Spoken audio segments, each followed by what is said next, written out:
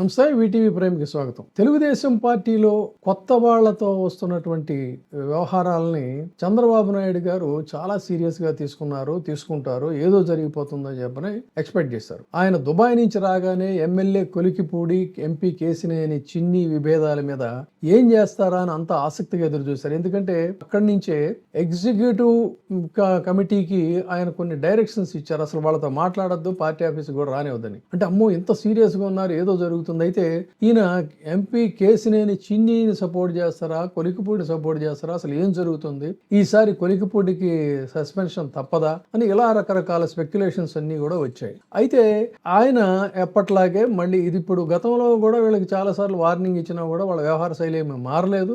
మళ్ళీ ఆయన ఏం చేశారంటే ఇదంతా కూడా ఒక రివ్యూ చేస్తూ వీళ్ళ వ్యవహారం మీద చాలా ఆగ్రహాన్ని వ్యక్తం చేశారని చెప్పని వాళ్ళ మీడియా కథనాలు రాసుకుంటూ వచ్చారు. పార్టీ సిద్ధాంతాలు, కట్టుబాట్ల గురించి తెలియని వాళ్ళకి, రాజకీయ అనుభవం లేని వాళ్ళకి టిక్కెట్ ఇస్తే ఇలాంటి సమస్యలే వస్తాయి, నేను కూడా తొందరపడ్డానేమో, వారి వ్యవహార శైలిని కొంతకాలం చూశాక టిక్కెట్లు ఇవ్వాల్సింది అని చెప్పని ఆయన ఒక అంతర్మథనానికి కూడా లోనై కామెంట్ చేశారని తెలుస్తుంది. అంటే ఫలానా వాడి తల నరికి తెచ్చిన వాళ్ళకి ₹1,00,00,000 ఇస్తానంగానే ఆయన చాలా ఇన్స్పైర్ అయిపోయాడు. తర్వాత ఇంకొకరిని సాక్షాత్తు మీడియాలోనే చెప్పు తీసుకుని కొట్టేసరికి ఎస్ ఇలాంటి రెబల్ క్యాండిడేట్లే మనకి కావాలని చెప్పని ఆయన చాలా ఆనందపడిపోయాడు. ఇక అమరావతి రైతుల వ్యవహారంలో కూడా క్రియాశీలకం ఇవన్నీ చూసి వెనక ముందు ఆలోచించుకోకుండా టికెట్ ఇచ్చాడు. ఇక మరి ఎంపీ కేసినేని వ్యవహారానికి వచ్చినట్టయితే ఆ అన్నదమ్ముల మధ్యలో ఉన్నటువంటి గొడవలకు సంబంధించి ఈయన ఆయన్ని మరి ఏ రకంగా ఇంప్రెస్ చేశాడో తెలియదు కానీ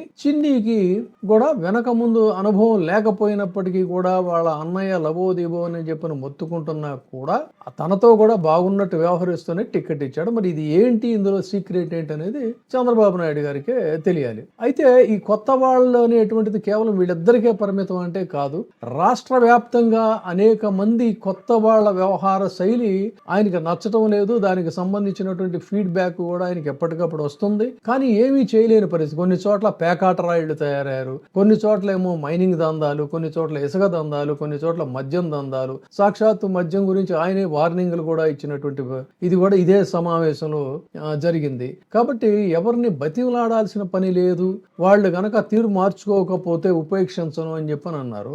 వాళ్ళు కూడా ఏంటంటే అసలు బతిమలాడించుకోవాల్సిన పని లేదు, మనకి నవ్ ఆర్ నెవర్ అన్నట్టుగా చెలరేగిపోయి వ్యవహరిస్తున్నటువంటి తీరు అయితే ఇది మరి ఉంది. ఆయన మళ్ళీ దానికి మెలికి పెట్టారు. లండన్ పర్యటన నుంచి తిరిగి వచ్చిన తర్వాత నేను వాళ్ళతో మాట్లాడతానని చెప్పని క్రమశిక్షణ కమిటీకి చెప్పారు. అంటే వాళ్ళ యొక్క విధి ఎలా ఉంటుంది ఏంటి అనేది తెలుసుకొని ఆయన వ్యవహరించాలని చెప్పని అనుకున్నాడు. అసలు వెనక ముందు చూడకుండా కొంతమందికి ఆయన కేవలం టిక్కెట్లు ఇవ్వటమే కాదు, పదవులు కూడా ఇచ్చేసారా, వాళ్ళ పెర్ఫార్మెన్స్ కూడా ఎలా ఉందనే ఫీడ్బ్యాక్ కూడా ఆయనలో ఉంది. కానీ ఎందుకు దీని మీద ఆయనకి కొత్త వాళ్ళతో వచ్చినటువంటి తలనొప్పి అనే దాన్ని సీనియర్లు కూడా చెప్తారు. సీనియర్లు ఏమి పైకి మాట్లాడడం లేదు, కానీ వాళ్ళ యొక్క వ్యవహార శైలి ఇదంతా గమనిస్తూ చిరకాలంగా మనం జెండాలు మోసాం, చిరకాలంగా ఇబ్బందులు పడ్డాం, అలాంటిది మనల్ని అసలు కించిత్తు పట్టించుకోకుండా ఇలాంటి వాళ్ళు చేయటం వల్లే ఈ రోజున పార్టీ ఇలా అప్రదిష్ట పాలవుతుంది, అల్లరి పాలవుతుంది అనేది సీనియర్లు కూడా మాట్లాడుతున్నటువంటి మాట. మరి కనీసం సీనియర్ల సలహాలైనా ఎందుకు తీసుకోలేదంటే ఆయన సీనియర్ల సలహాలు తీసుకునే పరిస్థితుల్లో లేరా, అందుకు ఇష్టపడడం లేదా, కొత్త వాళ్ళని ఈయన డైరెక్ట్ గా ప్రత్యక్షంగా ఈయన కంట్రోల్లో లేరా, లేకపోతే ఈయన చెప్పినా కూడా వాళ్ళు వినే పరిస్థితి లేదా అనేది ఆ పార్టీలోనే అంతర్గతంగా ఇదవుతుంది. ఇక ఆయనే చెప్పారు ఏంటంటే ఒకవైపు కష్టకాలంలో ప్రజలుంటే సీఎంఆర్ఎఫ్ చెక్కులు సిద్ధమైనా కూడా ఎమ్మెల్యేలు వాటిని లబ్ధిదారులకు అందజేయకుండా అంటి పెట్టుకుంటున్నారంటే ఎంత బరి తెగింపు అని చెప్పాలి. అది మళ్ళీ చెక్కులు రాసివ్వాల్సి వస్తుందని చెప్పానంటే ఎమ్మెల్యేలు ఎంత నిర్లక్ష్యంగా వ్యవహరిస్తున్నారో దాన్ని బట్టి అర్థం చేసుకోవచ్చు. అదే విధంగా మతపరమైన సున్నితమైన అంశాల గురించి ఎవరో మాట్లాడవద్దు అనే బదులు ప్రత్యక్షంగా ఆ సదరు ఎమ్మెల్యేని పిలిపించి టీటీడీ సభ్యుడు కూడా నువ్వు ఏమయ్యా ఏం పని లేదు, భగవద్గీత మీద నువ్వు ఏంటి మాట్లాడటం అని ఉంటే చాలా బాగుండేది.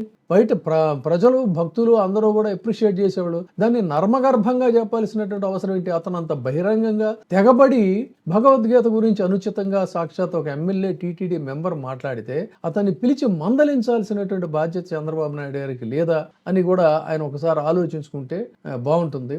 ఆ విధంగానే ఈ తుఫాను వ్యవహారంలో చాలా మంది అసలు ప్రజల ఒక్క మొహం కూడా చూపించలే కష్టకాలంలో ఉంటే. ఇది కూడా ఆయన దృష్టికి వెళ్ళింది. దాని మీద కూడా ఆయన అసలు ఎవరెవరు ఏంటి అనేది కూడా ఆయన మాట్లాడలేదంటే ఎందుకు ఆయన ఇంత అసహనంగా ఉన్నారు, వాళ్ళ పట్ల ఎందుకు సూటిగా వ్యవహరించలేకపోతున్నారు అనేటువంటిది ఆ పార్టీ అంతర్గత వ్యవహారం కాదు, అధికార పార్టీ కాబట్టి ఖచ్చితంగా దాని ప్రభావం పబ్లిక్ లో కూడా ఉంటుంది కాబట్టి మనం మాట్లాడాల్సి వస్తుంది. అదే ప్రతిపక్ష పార్టీగా ఉంటే కూడా మనకి అనవసరం. కానీ అధికార పార్టీలో ఉండేటువంటి ప్రతి చర్యలు చేష్టలు కూడా అవి రాష్ట్రం మీద ప్రభావితం అవుతాయి, పబ్లిక్ మీద ప్రభావితం అవుతాయి. దానికి ప్రత్యక్ష కారణం ఆయన చెప్పినట్టే చెక్కులు ప్రజలకు అందించలేకపోవటం, కష్టకాలంలో ఉన్నప్పుడు జనాల దగ్గరికి వెళ్ళకపోవటం, ముఠాలు మఠాలతో ఇష్టం వచ్చినట్టుగా రాష్ట్రంలో ఒకవైపు కొంతమంది పేకాట రాయిళ్లు, కొంతమంది లేదా మైనింగ్ దోపిడీ ఇంకొక వైపు, మరొక వైపు ఇంకొకటి, ఏ విధంగా వ్యవహరించడం అనేది మరి ఈ తలనొప్పి ఇది మరింతగా కొత్త తలనొప్పి పెరుగుతుందా, ఈ కొత్త వాళ్ళతో ఉన్న తలనొప్పిని కంట్రోల్ చేయగలుగుతారనేది మనం వేచి చూద్దాం. ఇప్పుడే సబ్స్క్రైబ్ చేయండి, లైక్ చేయండి, షేర్ చేయండి. వే టీవీ ప్రైమ్, మీ ఉత్తమాభిరుచుల సమ్మేళనం.